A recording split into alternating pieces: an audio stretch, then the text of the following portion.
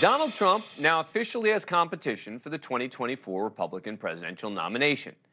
But he may be celebrating this announcement today of former South Carolina Governor Nikki Haley, who also served as Trump's ambassador to the UN, that she's running for president. Haley filed her paperwork with the FEC today and will deliver a speech in South Carolina tomorrow as part of her official campaign rollout. But here's the issue. It's not being discussed enough. Haley's presence in the race is probably good, very good for Donald Trump. In fact, anyone not named Ron DeSantis, as of right now, is good for Trump. Haley's just the first in what could be a crowded GOP field. Mike Pence, Mike Pompeo, Tim Scott, Asa Hutchinson, Glenn Youngkin, Chris Sununu, just a few of the potential candidates thought to be weighing 2024 bids. And if there's one thing that Donald Trump can do, it's draw attention to himself. He's going to want to turn the race into a choice. You're either pro-Trump or you're anti-Trump. And polls show that if the anti-Trump group rallies around one candidate, well, that person could likely win the nomination. But if 6 or 7 or 8 candidates split the not Trump vote, the former president is almost certain to win the primary.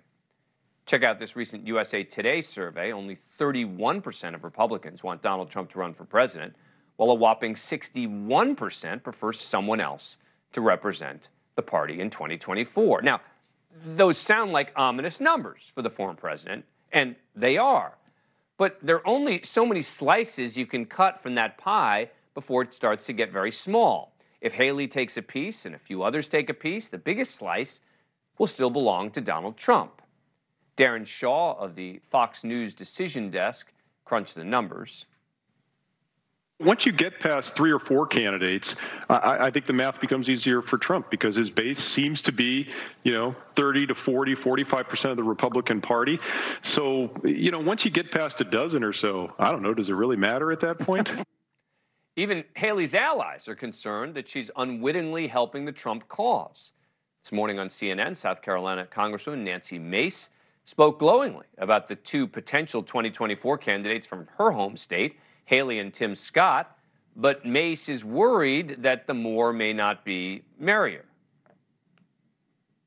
To see someone, see some of the leadership coming out of South Carolina is exciting, but I do have concerns if there are too many people on the ballot by the time it gets to South Carolina that, that lessens the chances of anyone else sort of coming out in this thing. And so that's a concern from my perspective about the number of people running. I'd like to see it small.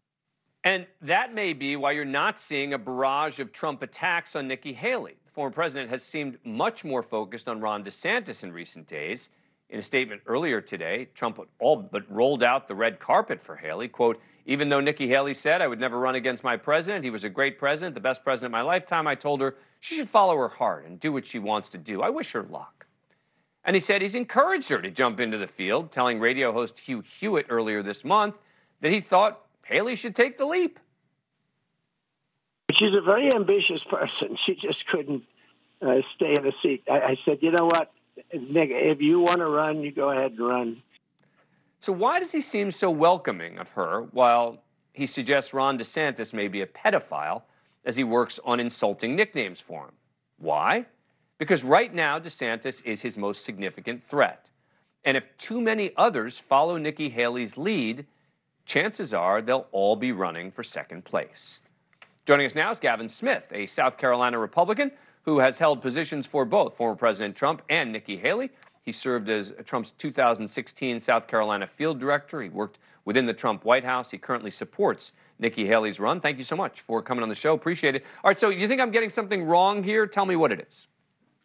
Look, I'm sitting in my office right now, and right across from me is a replica of a sign that Nikki had in her office, and it says, "Can't is not an option."